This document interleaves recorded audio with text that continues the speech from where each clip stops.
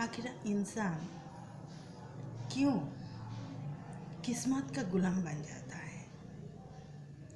किस्मत का क्या भरोसा, वो तो बदलता ही रहता है। वो क्या देगा आपको भरोसा? अगर किसी पर करना है भरोसा तो अपने आप पर करो और अपने कर्मों पर। खुद पर भरोसा होगा तो आप अपना कर्म को पहचानोगे और आप सही कर्म करोगे तो कामयाबी आपको मिलेगी। आपका किस्मत भी आपको रोक नहीं पाएगा।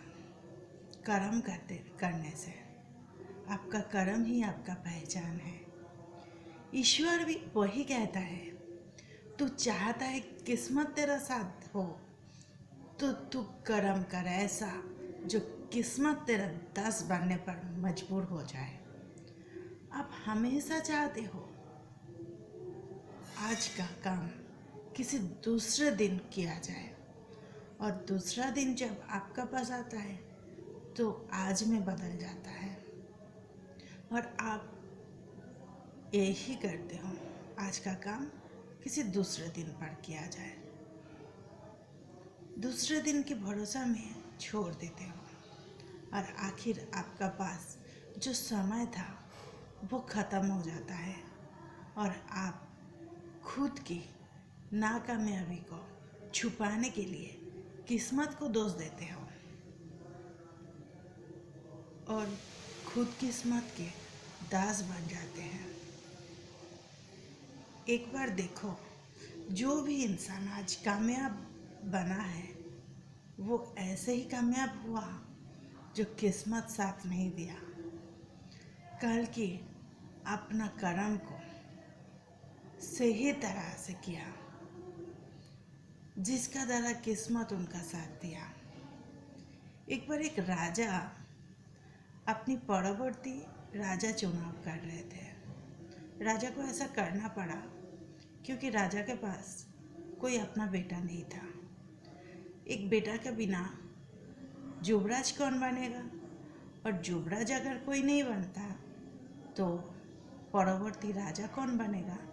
यही सोच राजा को बहुत तड़पा रहे थे।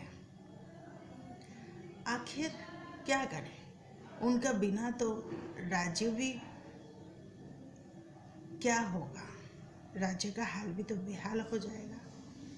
यही सोच सोच के देखते हैं क्या होता है किस्मत में। राज्य का राज्यवासी कैसे रहता है राजा के बिना, राजा का दिया हुआ आदेश के बिना। इसी सोच के एक दिन राजसभा बंद कर दिया राजा और सबको छुट्टी दे दिया गया। छुट्टी मिलते ही सब कोई खुशी से जीने लगा, रिलैक्स जिंदगी। काम के बीच अगर छुट्टी मिल जाता है एक दिन का तो कितना अच्छा होता है और हमेशा के लिए छुट्टी मिल जाए तो काम करो ना करो वो आपका जिम्मेदारी बनता है। यही रिलैक्स मोड पे राजा सबको छोड़ दिया। कोई काम नहीं करता है, सब कोई अपना अपना काम छोड़ दिए।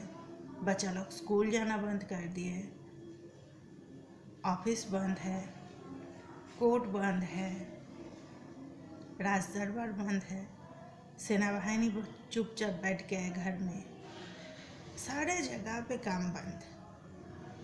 राजा का भी कोई काम नहीं है तो राजा भी इधर उधर घूमने के लिए निकल जा रहा है।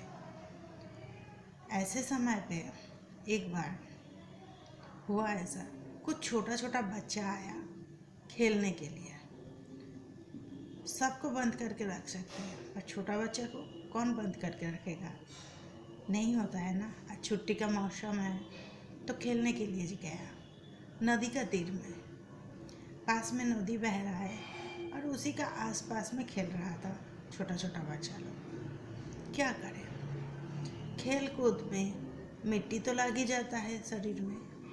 खेलने के बाद घर वापस आने का समय वो क्या किया, नदी का पानी में हाथ पैर धोने गया। कुछ असावधानता बस वो एक बच्चा नदी का पानी में गिर गया। उसको उठाने के लिए कोई भी और नहीं था।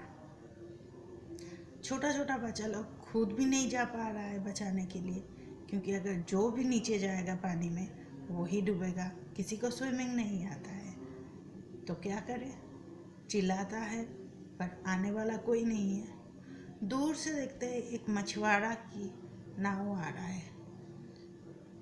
वो मछुआरा के नाव से एक युवक उतरा। स्विमिंग करते हुए वो छोटा बच्चा को बचा लिया। बच्चा तो बच गया। वो मछुआरा का जय जय होने लगा। राजा भी दूर से दिख रहा था। जो एक मछुआरा अपना काम कर रहा है। राजा किसी को कुछ बोले बगैर चुपचाप अपने राजमहल वापस आ गया। राजा के पास खबर तो आता है। जो एक मछुआरा फिर भी राजा का आदेश नहीं मानते हुए भी मछली पकड़ रहा था। वो तो मजबूर था अपना परिवार का पेट पालने के लिए। क्या करे, नदी में तो किसी का जोर नहीं चलता। वो मछली नहीं पकड़ता है तो परिवार कैसे खाएगा। ऐसे समय पे राजा का राजदरबार फिर से खुल गया, क्योंकि राजा का राजदरबार में कुछ नालिश आया है। राजा का तो नालिश सुनना ही पड़ेगा। राजा आता है राजदरबार में, सब कुछ सुनता है। मछुआरा को भी बुलाया जाता है, बच्चा लोगों को भी बुलाया जाता है। सब कुछ सुनने के बाद राजा कुछ दिन मौन रहता है और देखते हैं राज्यवासी क्या बोलते हैं। सब कोई बोलते हैं राजा जब छुट्टी दिया तब इसको काम करने का क्या ज़रूरत थी। राजा इस समय बोलते हैं अगर वो उस दिन काम नहीं करता है तो उस दिन उस बच्चे का मौत हो जाता। जो छुट्टी का समय में भी अपना परिवार के लिए काम करता है तो वो परिवार का मुखिया है।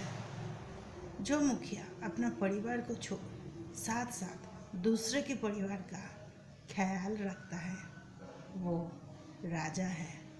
अर्थात आने वाला समय में युवराज की भूमिका वही मछुआरा निभाएगा।